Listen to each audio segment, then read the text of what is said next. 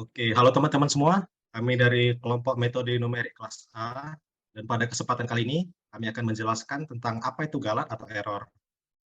Tapi sebelum itu, izinin kami untuk memperkenalkan diri terlebih dahulu. Dimulai dengan saya sebagai ketua kelompok ini. Saya Leonard Ekel Harapata Tarigan. Saya Fania Udrina Putri Pramudita. Saya Isa Amanda Putandia. Saya Aziz Purnomo. Saya Wahyu Widyaning Asmani. Pertama-tama kita akan bahas kriteria tentang pengukuran menggunakan metode numerik. Banyak masalah seperti statistik bahkan ekonomi.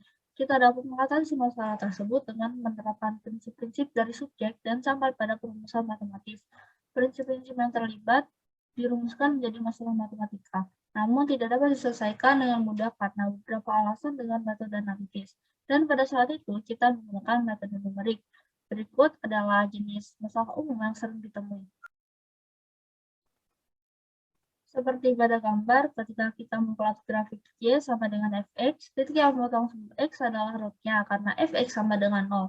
Pangkat 3 dan kuadrat masih bisa diselesaikan dengan metode analitik.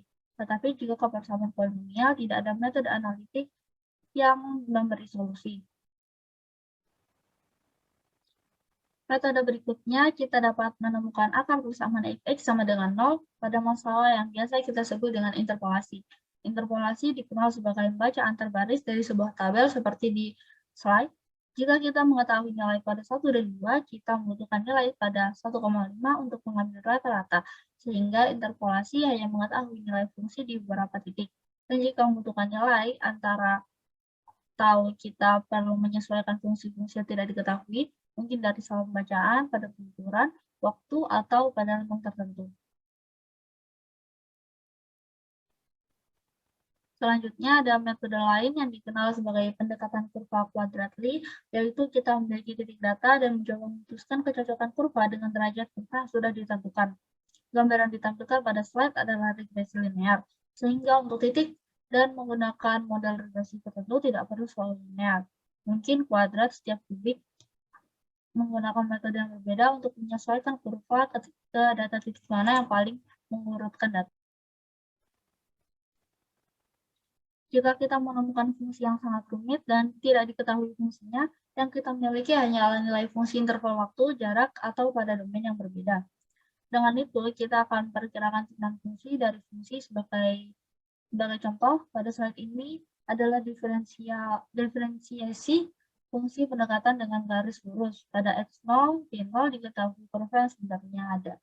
Dan pada x titik dekat x1 tambah turun delta X adalah dy, dan pendekatan itu adalah dy per dx sama dengan y. Pada perubahan X diukur sebagai delta y vertikal pada X. Ini adalah salah satu nilai perkiraan turunan untuk menemukan akar persamaan n. Pemasangan polinomial, interpolasi, penyesuaian kurva, regresi, diferensiasi numerik, dan selanjutnya ada konsep integrasi numerik yang sangat penting, yaitu fungsi yang kita ketahui, tetapi integralnya tidak kita ketahui. Contoh yang sangat sederhana adalah saat kita memiliki halaman rumput dan ingin mengisi dengan lumpur, maka kita perlu menghitung luas dan volume agar dapat mengetahui berapa banyak kantong yang harus dibeli. Sehingga kita perlu memiliki integral di bawah kurva itu. Kembali lagi pada saat ini adalah contoh di mana aturan trapesium adalah strip yang dibagi-bagi dan integral numerik digunakan dengan nilai fungsi titik data pada titik data integralnya. Jadi ini adalah contoh halaman rumput yang telah diukur panjangnya di beberapa titik dan menggunakan panjang garis untuk panjangnya. Luas halaman dapat digunakan untuk menghitung jumlah lumpur yang harus digali untuk mengisi halaman dengan ketinggian lumpur. Lalu ada contoh sederhana di mana kita memiliki solusi simultan atau yang biasa disebut persamaan linear Sanhita, yaitu titik umum untuk kedua bersamaan. Sehingga secara grafis itu adalah titik persimpangan. Kita dapat menggunakan metode numerik yang lebih mudah diterapkan, lebih sedikit memakan waktu, dan sangat hemat biaya. Dan kita mendapatkan rute untuk memperbaiki akurasi yang diinginkan. Jadi, ini adalah beberapa dari area, tidak semua metode numerik dapat diterapkan untuk mendapatkan solusi dari masalah matematika sampai penggunaan pemodelan matematika ilmiah. Ada satu lagi contoh solusi persamaan diferensial, karena saat kita menemukan beberapa masalah, dan sekali lagi, metode numerik datang untuk menyelamatkan kita dalam menemukan solusi dari persamaan diferensial lagi. Baik, saya akan menjelaskan di bagian metode numerik. Jadi ada pertanyaan, mengapa kita membutuhkan metode numerik? Dan apa yang membedakan dari metode analitis? Untuk menjawab dua pertanyaan ini, maka kita harus mengetahui karakteristik dari metode numerik itu sendiri. Nah, yang pertama yaitu masalah numerik, di mana metode numerik ini pasti masalahnya adalah masalah numerik. Yang kedua adalah jawaban numerik. Dikarenakan masalahnya adalah masalah numerik, maka jawabannya adalah jawaban numerik. Yang ketiga, beberapa metode untuk memecahkan jenis masalah tertentu. Nah, karena ada jenis masalah tertentu yang memang membutuhkan beberapa metode untuk menyelesaikannya. Yang keempat, ada jawaban perkiraan untuk akurasi yang diinginkan. Nah, jawaban perkiraan ini akan berkali-kali akan diulang untuk mendapatkan hasil akurasi yang seperti yang diinginkan. Yang kelima adalah perhitungan cepat dengan jawaban dengan batas waktu. Yang keenam adalah metode langsung atau iteratif. Apa itu metode langsung atau iteratif? Nah, metode iteratif alami ini kurang lebih seperti ini. Yang pertama dimulai dari input. Input itu adalah jawaban perkiraan untuk suatu masalah. Lalu akan masuk ke dalam proses. Setelah masuk dalam proses akan keluar sebagai sebagai output. Nah, dari output ini akan masuk ke percabangan. Apakah akurasi outputnya sudah seperti yang diinginkan? Apabila tidak, maka dia akan kembali ke input dan masuk ke dalam proses. Dan akan menjadi output lagi dan akan dipertanyakan apakah akurasi outputnya sudah seperti yang diinginkan. Jika tidak, maka akan berputar lagi menjadi input dan proses dan keluar lagi menjadi output. Nah, apabila sudah berkali-kali berulang dan mendapatkan seperti yang diinginkan, maka hasilnya akan dicetak, outputnya akan langsung dicetak sebagai perkiraan solusi yang diinginkan untuk masalah tersebut. Nah, setelah itu selesai. Ini ada kuantifikasi kesalahan. Yang pertama, kesalahan muncul dalam masalah pemrosesan metode numerik selama komputasi dan prekomputasi karena beberapa alasan. Yang kedua adalah berbagai jenis kesalahan dapat terjadi. Yang ketiga adalah akurat, dan keempat adalah presisi. Apa itu akurat dan presisi? Nah, akurat adalah kurang lebih seperti ini. Jadi, akurat itu dipresentasikan seperti ini, yaitu di mana titik hitam ini adalah data point atau jawaban perkiraan kita. Dan ada true value. Dan data perkiraan kita itu berada di tempat yang sangat tidak beraturan, satu data dengan data lainnya, namun mendekati ke true value atau nilai sebenarnya. Nah, ini menjadikan lebih akurat namun kurang presisi. Next. Untuk presisi sendiri kurang lebih seperti ini. Jadi ada data point atau nilai perkiraan kita. Itu datanya sangat berurutan, sangat rapi, dan jaraknya itu sangat berdekatan antara satu data dengan data lain, namun tidak mendekati ke true value atau nilai sebenarnya. Maka ini lebih ke presisi, namun kurang akurat. Nah, kurang lebih seperti itu, selanjutnya akan dijelaskan oleh teman saya. Oke, jadi sekarang kita akan membahas tentang true error. True error itu sendiri dirumuskan dengan true value atau nilai sebenarnya dikurangi dengan approximate value, dan nilai pendekatan. Nah, bila kita lihat di sini, bisa lihat bahwa tanda negatif atau tanda positif pada error itu tidak terlalu diperhatikan ya. Karena yang lebih diutamakan itu adalah jarak atau seberapa dekat nilai dari si pendekatan ini dengan nilai yang sebenarnya. Nah, namun dalam beberapa kasus, nilai dari true error ini tidak selalu dapat dijadikan acuan. Maksudnya gimana? Ini bisa kita lihat di contoh kasus ini. Ada dua kasus. Kasus yang pertama itu pengukuran panjang ruangan dengan nilai true value-nya 20 meter. Dan dari hasil pengukuran itu didapat 20,01 meter atau 20 meter lebih 1 cm. Lalu untuk kasus yang kedua itu ada pengukuran diameter pena dengan nilai true value-nya itu 1 cm. Dan dari hasil pengukuran yang dilakukan itu didapat 2 cm. Lalu pertanyaannya, apakah kedua error yang dihasilkan dapat diterima? Bila kita lihat sekilas, ini mungkin nilai error yang dihasilkan itu sama ya, sama-sama 1 cm. Tapi mungkin kita lebih bisa menerima error 1 cm di 20 meter dibandingkan error 1 cm di 1 cm. Jika kita lihat di sini ada ketidaksinkronan perspektif dari pengukuran dengan nilai yang sebenarnya.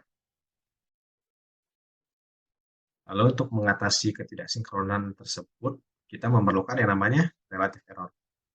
Karena relative error ini sendiri dirumuskan dengan T atau true error dibagi dengan true value. Jadi fungsi utama dari relative error ini adalah memberikan nilai error yang relatif terhadap nilai yang sebenarnya. Jika kita lihat pada kasus yang sebelumnya, pada kasus 1 dan kasus 2 itu kan nilai errornya sama-sama 1. Tapi jika kita hitung dengan relative error, ini ada perbedaan yang cukup signifikan ya. Di mana pada kasus 1 itu nilai errornya menjadi 0,05%, sedangkan pada kasus 2 nilai errornya itu bahkan mencapai 100%. Lalu bagaimana jika nilai true value itu tidak diketahui? Misalkan kita ingin menghitung nilai akar 2 misalnya. Nah, jika nilai true value itu tidak diketahui, kita menggantinya dengan dugaan kita. Di sini digantikan dengan current estimate. Yang mana dari sini akan dilakukan iterasi secara terus-menerus, sehingga nanti nilai error yang didapatkan atau dihasilkan itu akan mendekati 0. Atau bahkan 0.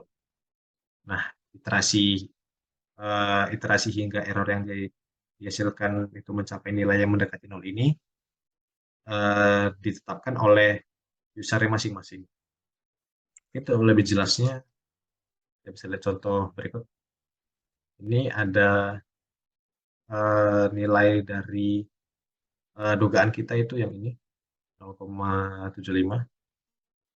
Dari sini akan terus dilakukan iterasi sehingga nilai dari error ini berkurang. Bisa dilihat di sini dari iterasi ke-1 sampai iterasi ke terakhir ini nilai errornya berkurang jauh ya. Banyaknya iterasi ini tergantung kitanya nih, ingin hasilnya sepresisi apa. Jadi banyaknya iterasi itu kita yang menentukan. Oke, selanjutnya saya akan menjelaskan tentang dari mana galat atau error ini berasal. Dalam metode numerik memiliki dua asal error yang mendasar, yaitu truncation error dan round-off error. Dari mana error-error ini berasal dan bagaimana mereka memengaruhi metode numerik secara keseluruhan adalah hal-hal yang akan kita bahas pada kali ini. Yang pertama akan saya bahas mengenai apa itu truncation error. Truncation error atau biasa disebut kesalahan pemotongan merupakan error yang terjadi karena pemotongan dari suatu deret yang tak hingga menjadi berhingga. Truncation error adalah kesalahan yang ditimbulkan pada saat dilakukan pengurangan jumlah angka yang signifikan. Kesalahan ini terjadi karena suatu rumus komputasi disederhanakan dengan cara membuang suku yang berderajat tinggi. Oke, selanjutnya ini adalah contoh truncation error pada bilangan numerik. Pada deret ini terdapat E pangkat A sama dengan 1 plus A plus A pangkat 2 per 2 faktorial plus A pangkat 3 plus 3 faktorial, dan seterusnya sampai A pangkat N per N faktorial. Selanjutnya, yang akan kita lakukan adalah menghitung E pangkat 0,1 menggunakan beberapa ketentuan dalam deret Maclaurin ini. Oh ya, sedikit informasi, deret ini disebut dengan deret Maclaurin. Kemudian, hasil dari hitung E pangkat 0,1 tersebut akan kita bandingkan dengan nilai sebenarnya. Kesalahan yang muncul akan kita definisikan sebagai perbedaan antara nilai sebenarnya dan nilai perkiraan. Walaupun hasil dari perbedaan tersebut entah itu negatif maupun positif, kita akan tetap menggunakannya. Karena hasil tersebut adalah nilai yang absolut dari perbedaan yang dihasilkan, sehingga tidak masalah lebih kecil atau nilai itu lebih kecil atau lebih besar dari nilai sebenarnya. Hal ini dikarenakan kita ingin mencari tahu perbedaan yang terjadi. Oh ya, dengan catatan perbedaan itu harus berbeda dengan nilai sebenarnya, agar kita tahu berapa nilai perbedaan yang terjadi. Oke, selanjutnya kita akan beralih menggunakan Google Colab untuk menghitung deret Maclaurin tadi. Oke, sebentar, saya akan beralih ke Google Colab. Nah, ini. Oke, sebentar. Ini adalah deret tadi. Ini kan deret sampai tak hingga, yaitu sampai A pangkat N per N faktorial. Jika kita menggunakan truncation error, kita akan memotong deret yang tak hingga menjadi berhingga. Kita misalkan deret ini sampai ke U5. Berarti N sama dengan 5. Tapi pertama-tama kita akan import dulu library math agar kita bisa menggunakan beberapa operasi dalam library math tersebut.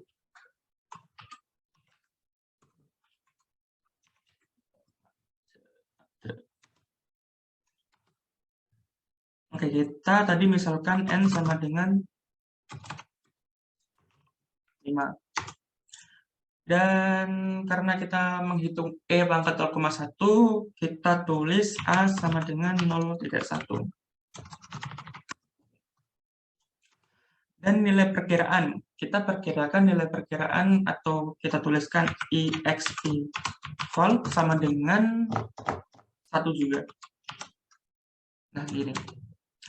Dan current term atau bisa disebut suku pertama akan kita tuliskan 1 karena suku pertama pada deret Maclaurin tadi adalah dimulai dari 1.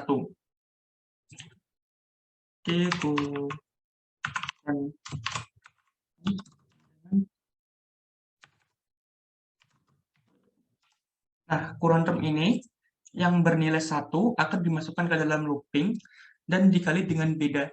Agar setiap looping terjadi, 1 ini akan dikali dengan beda yang menghasilkan adalah suku berikutnya, yaitu 1 menjadi A menjadi A pangkat 2 per 2 faktorial, plus 3 A pangkat 3 per 3 faktorial.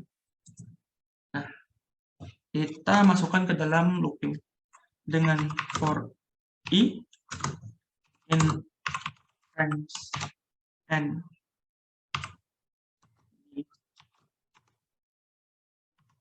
Nah, seperti saya jelaskan tadi, current term akan dikalikan dengan beda agar menghasilkan bila suku selanjutnya. Dikali agar menjadi suku selanjutnya, kita akan mengalikan A per I plus 1. Kenapa plus 1? Karena jika tanpa plus 1, I tersebut akan dimulai dari 0. Jadi dalam looping kan per 0 tidak bisa dihasilkan atau error. Terus kita akan mendefinisikan XP vol atau nilai perkiraan sama dengan people ditambah dengan colon term. Nah, begini.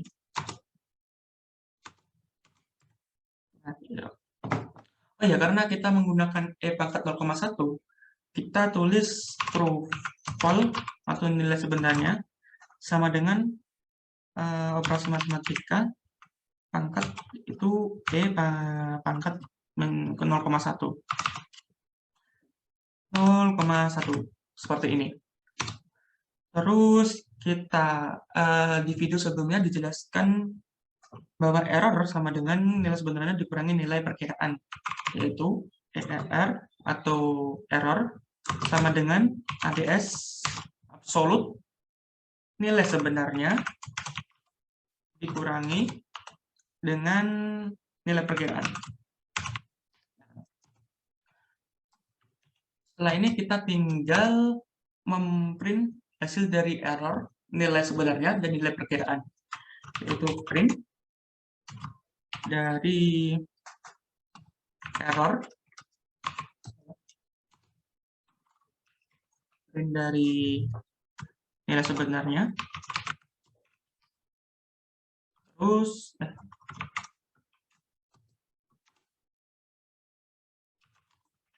print dari nilai perkiraan di IX.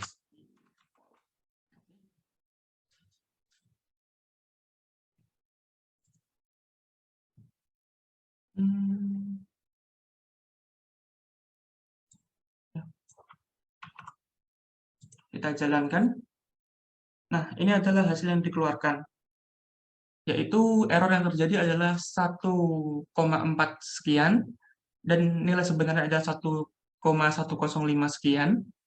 Hampir sama dengan nilai ekspektasi atau nilai perkiraan, hampir sama, berbedanya di belakangnya saja. Oke, selanjutnya kita akan mengubah sedikit pada kode tertentu, sehingga kita dapat melihat semua hasil error yang dihasilkan dari true value ini dikurangi dengan nilai perkiraan. Untuk melihat semua hasil error, kita perlu memasukkan error ini ke dalam looping agar bisa di looping terus-menerus dan menghasilkan error yang terjadi. Bentar, saya copy dulu. Nah. Oh iya, nilai true false sama dengan E pangkat 0,1 ini dipindah ke atas agar bisa dieksekusi lebih awal. Nah, kayak gini. Ini dihilangkan saja. Ini juga dihilangkan karena kita hanya mengeluarkan error-nya saja. Seperti ini. Oke. Kita tulis ERR sama dengan ABS true false dikurangi dengan apa tadi? Oh iya, nilai perkiraan. Nah, begini. Nah, untuk printnya agar lebih mudah kita menggunakan yang F tadi.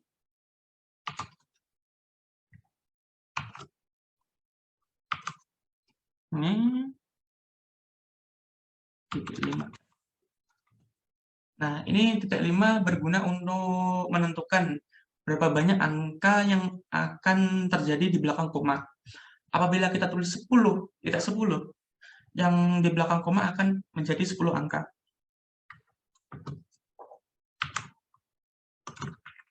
Begini. Kita print. Nah, beginilah hasilnya.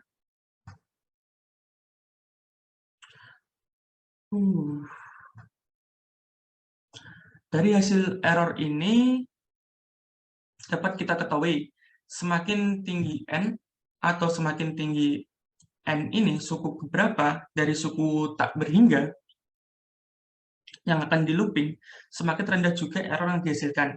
Sehingga dapat disimpulkan bahwa semakin banyak jumlah suku dari deret Maclaurin tersebut, maka akan semakin kecil kesalahan yang terjadi, yaitu sampai Yang pertama, kesalahan yang terjadi adalah 0,00517. Dan pada suku kelima, kesalahan tersebut menjadi 0,00 sepersekian 00.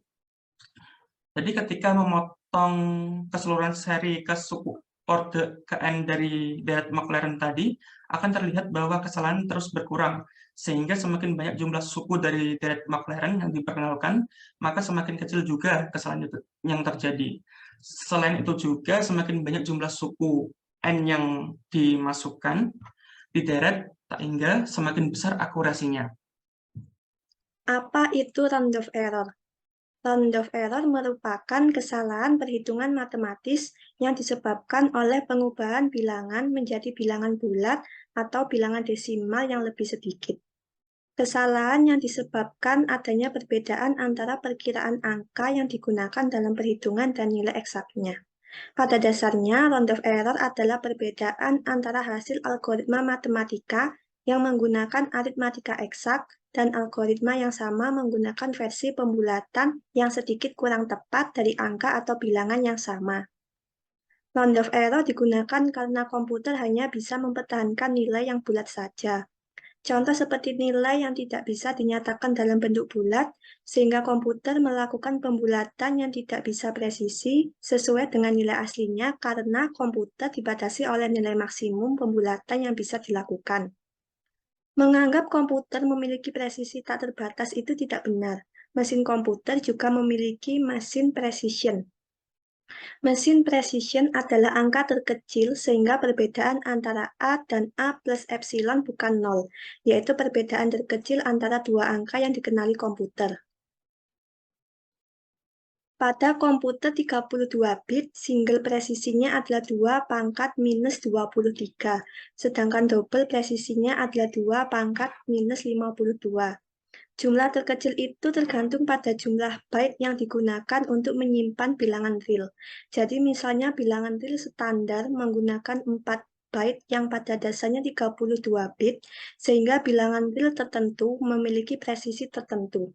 Bilangan real presisi ganda yang menggunakan 8 byte atau 64 bit memiliki presisi mesin yang lebih baik.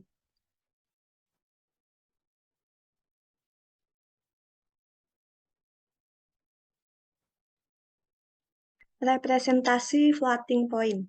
Floating point adalah format bilangan yang dapat digunakan untuk merepresentasikan sebuah nilai yang besar dan kecil.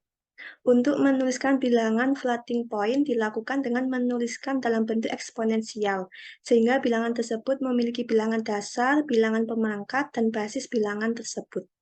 Representasi floating point memiliki dua bagian, yakni bagian mantisa dan bagian eksponen. Bagian mantisa menentukan digit, sementara eksponen menentukan nilai berapa besar pangkat pada mantisa.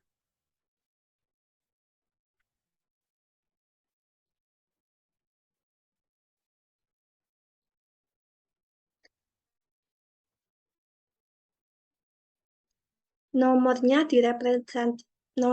direpresentasikan sebagai titik 0, x, x, x, x, x dikalikan 10 pangkat n. Penulisan notasi ilmiah dari representasi floating point yaitu misalnya ada bilangan 23,217 ditulis menjadi 0,23217 dikalikan 10 pangkat 2. Bilangan 23,218 ditulis menjadi 0,23218 dikali 10 pangkat 2. Sedangkan bilangan 23,2172 tidak dapat dilambangkan dengan 5 angka dan eksponen 1 digit. Alasannya adalah bahwa angka tersebut akan direpresentasikan sebagai 0,23217 dikali 10 pangkat 2. Tidak ada ruang untuk menyimpan digit tambahan angka 2 terakhir. Akibatnya bilangan 23,217 dan 23,2172 memiliki representasi yang sama. Alasan mengapa tidak dapat mewakili angka dengan angka ke-6 adalah karena tidak memiliki cukup presisi dalam mesin desimal. Hitungan terkecil dari desimal khusus mesin adalah 10 pangkat minus 5 dikalikan dengan nilai mutlak X, sehingga 10 pangkat minus 5 inilah yang disebut dengan mesin precision. Selanjutnya, kita akan membuktikan mesin precision atau mencari mesin precision di Google Colab.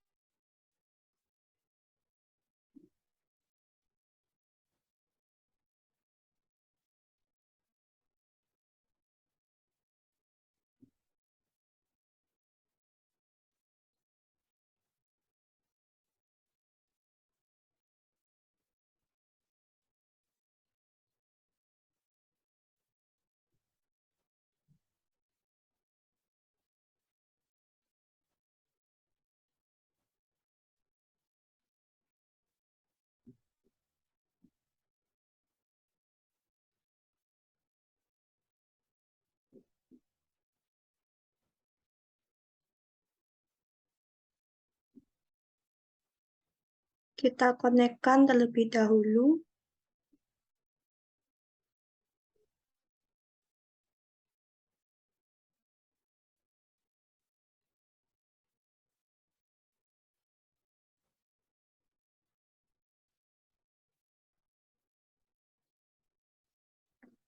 Dalam Google Colab, mesin precision diberikan dengan kata kunci EPS.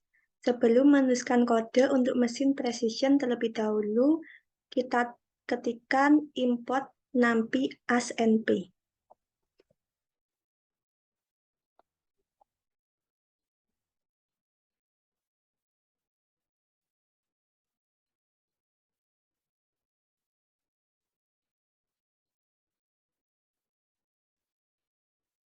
Kemudian ketikkan print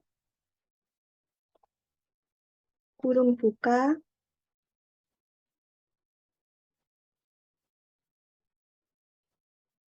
np.f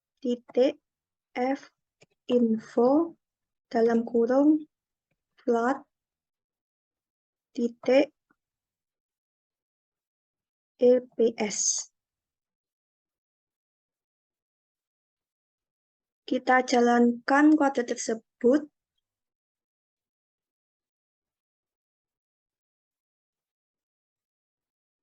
dan akan menghasilkan bilangan seperti yang tampil di layar. Mesin presisi di Google Colab adalah 2 dikalikan 10 pangkat minus 16. Mesin presisi di Google Colab adalah 2 pangkat minus 52. Kita coba buktikan dengan mengganti kode sebelumnya dari flat menjadi 2 pangkat minus 52. Kita tambahkan kode lagi. Kita ganti float dengan 2 pangkat minus 52. Kita jalankan.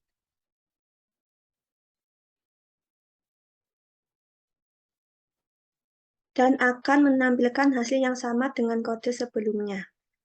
Presisi ganda bilangan real yang Google Colab gunakan yang merupakan standar IBM menggunakan mantisa 52 bit.